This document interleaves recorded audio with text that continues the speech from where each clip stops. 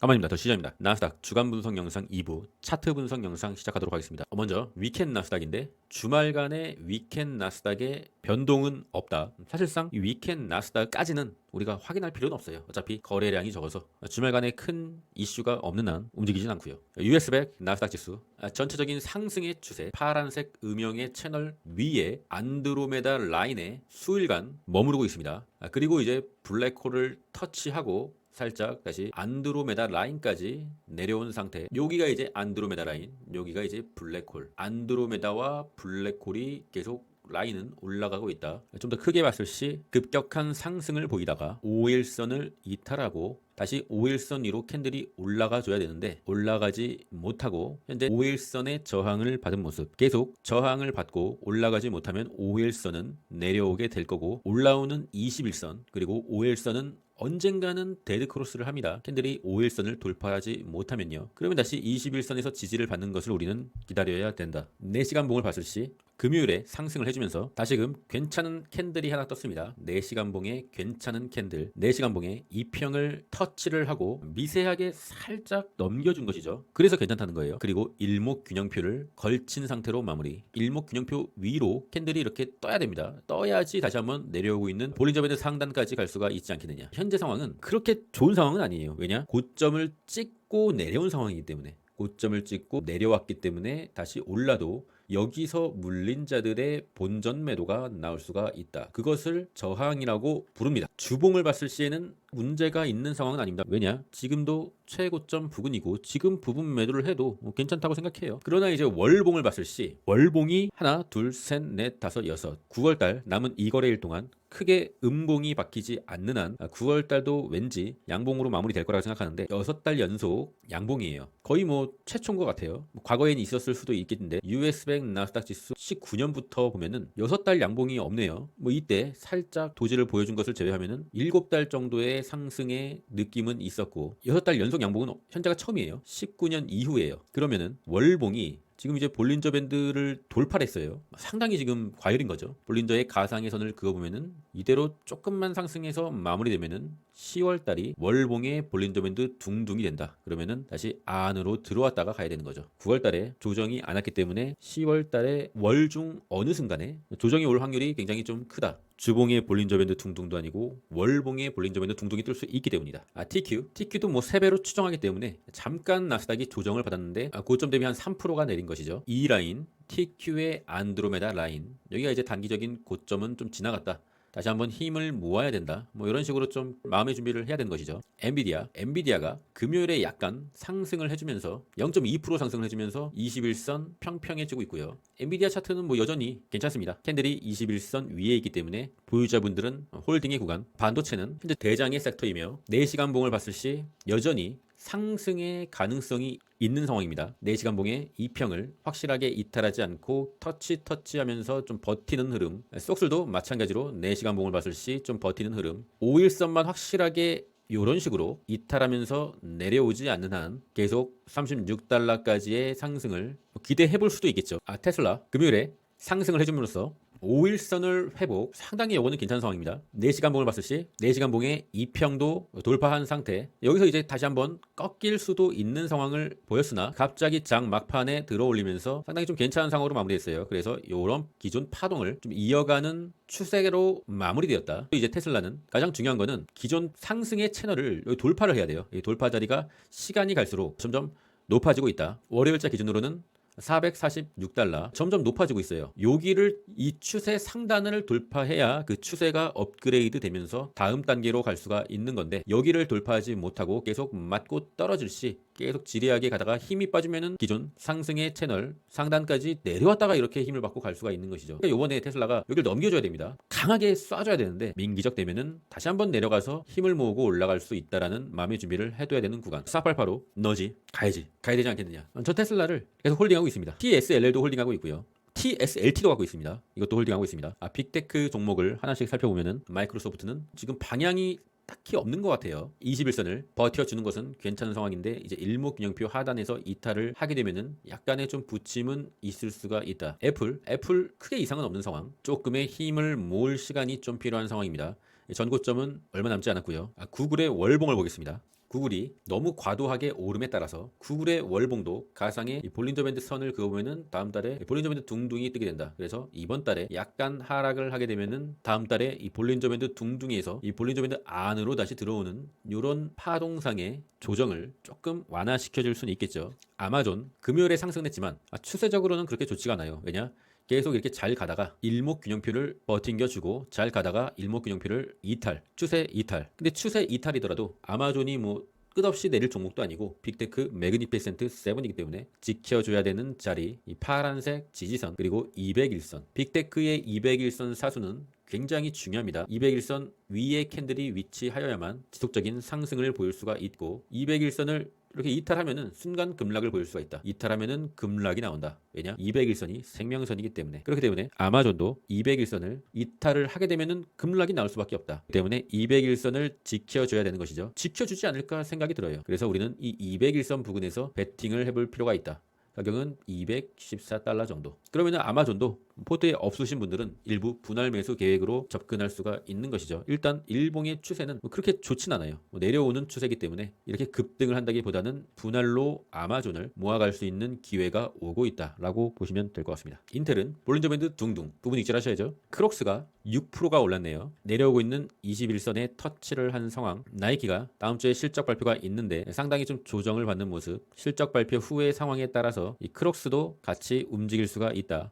아이온큐 뭐라 그랬죠? 아이온큐가 5일선을 확실하게 이탈할 때 올라오고 있는 21선까지의 하락을 기대하고 그때 아이온큐 숏을 잡을 수가 있다 말씀드렸잖아요. 요럴 때 잡아가지고 계속 아이온큐 숏을 물타는 것보다 그러면은 마이너스가 커질 수가 있으니까 뭔가 숏은 짧게 확실한 구간에서 타라고 말씀드렸잖아요. 5일선을 이탈하자마자 약간의 추가 하락. 그러면은 이제 아이온큐 숏을 사신 분들은 이제 부분 익절하면서 가야 되죠. 숏은 항상 이름과 같이 숏 짧게 끝내야 되는 것이죠. 멤버십에서도 짧게 아이온큐 숏을 단타를 했고요. SMR 뉴스킬 파워 여전히 이 검정색 선을 이탈하지 않았기 때문에 검정색 선에 계속 기회를 줬었네요. 계속 기회를 줬었고 검정색 선을 터치하면은 또다시 신규 매수에 들어갈 수가 있다. 월요일자 기준으로는 36.8입니다.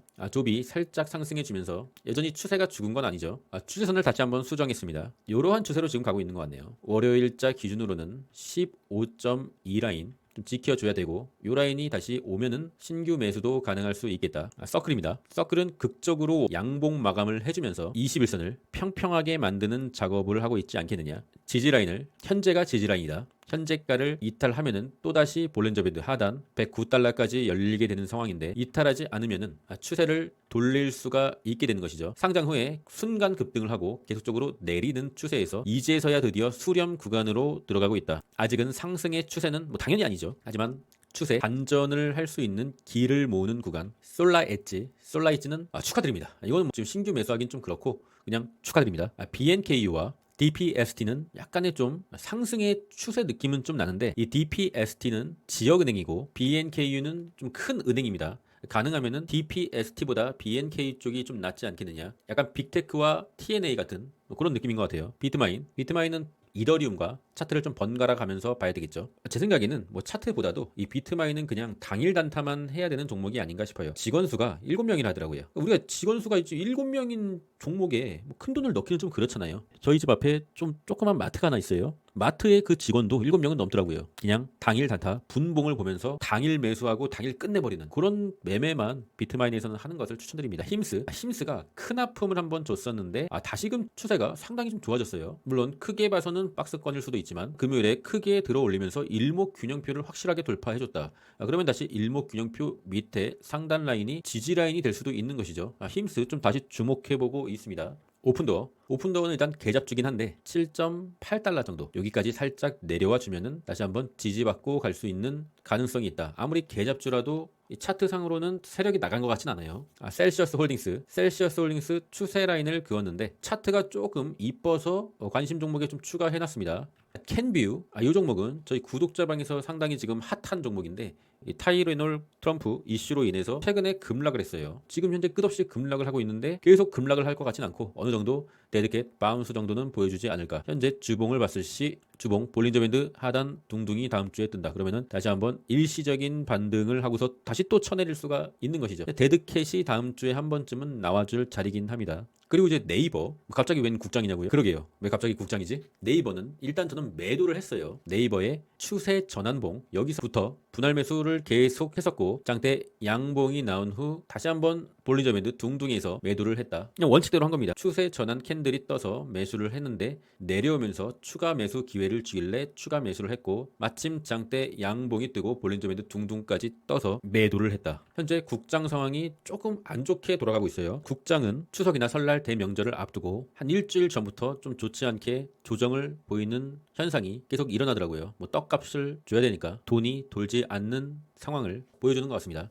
그런 상황에서 네이버가 마침 급등을 했고 적절한 수익 실현을 했습니다. 매크로적 명절 매크로 같은 거를 제외하면은 차트상으로는 매도할 필요가 없는 상황이긴 했어요. 추세적으로 약간의 조정 후에 다시 갈 수도 있기 때문에 그런데 좀 불안해서 매도를 했다는 점 말씀드리고요. 코인의 공포지수는 여전히 공포의 상태 37 테더의 도미넌스입니다. 테더가 이런 식으로 계속된 상승의 채널 안에 있을 때는 코인의 상태가 좋지가 않다. 그런데 지금 심각한 게 테더가 이 상승의 추세라는 것은 알겠어요. 그런데 상승의 추세를 돌파를 해버렸어요. 이 채널을 돌파를 하고 이 채널로 다시 복귀를 해주면서 약간 좀 파동을 그리면서 이렇게 올라가야 되는데 여기서 지금 지지를 하고 있습니다. 지지를 하면은 안 되거든요. 지금 코인의 상태가 안 좋은 것도 인정이고 테더의 도미넌스가 상승 추세라는 것도 인정인데 여기서 지지를 하면 안 돼요. 들어와줘야 됩니다. 그래야 코인의 기술적 반등도 일어나게 될 텐데 문제는 여기서 지지를 하고 200일선을 넘기면은 계속 이렇게 당분간은 쭉 갈 수가 있다. 넘기면은 당분간은 쭉 갈 수가 있다. 이게 뭐 일시적인 코인의 시즌 종료죠. 그것이 좀 일어날 수도 있는 안 좋은 상황으로 가고 있다.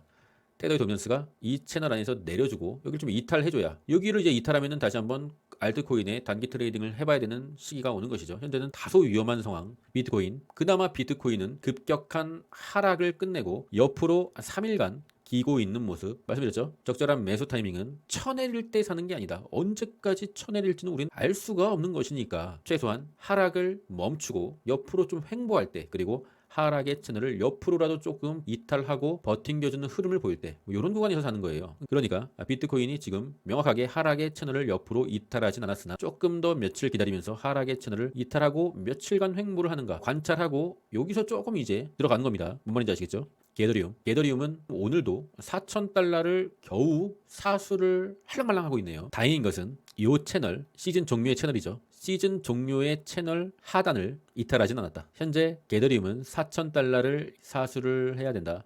아무래도 시간을 조금 끌고 있는 것 같습니다. 이 채널 시즌 종료의 채널을 이탈하지 않고 계속 시간을 끄면서 다시 한번 캔들과 시즌 종료의 추세 하단 라인이 어쩔 수 없이 만나는 10월 초중순까지 약하락 횡보의 상황을 보여줄 것 같은 느낌. 게더리움에 대한 믿음이 있으시면은 캔들이 파란색 하단 라인을 터치할 때부터 분할 매수를 시작하면 되겠죠. 저 같은 경우는 아직도 당연히 뭐 수익권입니다. 이더리움. 그런데 만약에 이더리움이 파란색 하단 라인을 이탈하면은 더 이상 희망 고문 당하지 않고 매도를 하던가 아니면 추매를 하든가 결정을 하려고 해요. 현재 코인의 추세가 명확하게 좋지 않기 때문에 너무 희망회를 돌리거나 너무 큰 돈을 투자해서는 위험해질 수가 있다. 물론 평단이 아주 이렇게 뭐 낮은 사람들은 크게 걱정할 필요는 없습니다. 하지만 최근에 많은 유튜버들이 있었죠. 이더리움 끝없이 갈 것이다 라고 외치던 유튜버들 저는 위험하다고 부분 익절하라고 계속 강조를 드렸었고요. 이더리움을 여기서 좀 많이 사고 여기서 뭐 또 많이 사고 계속 많이 사고 계속 자랑하던 유튜버가 한 명 있는데 그 유튜버는 아직도 뭐 수익이긴 할 거예요. 하지만 그 영상을 보고 눈 돌아가서 같이 산 사람들은 죄다 마이너스가 됐을 것이고요. 그러니까 이 코인은 반드시 자신만의 계획이 있어야 된다. 선동하는 유튜버들은 여러분들의 계좌를 지켜주지 않는다. 이번에 아시겠죠? 우리가 시드의 메인은 미장에 있어야 되고 이 코인은 서브, 국장은 서서브 이런 식으로 전체 포트폴리오를 관리하셔야지 전체 자산시장이 크게 조정을 받거나 크게 무너졌을 시에도 살아날 구멍이 생긴다. 왜냐? 어차피 전 세계의 큰 돈은 다 미장에 들어와 있으니까.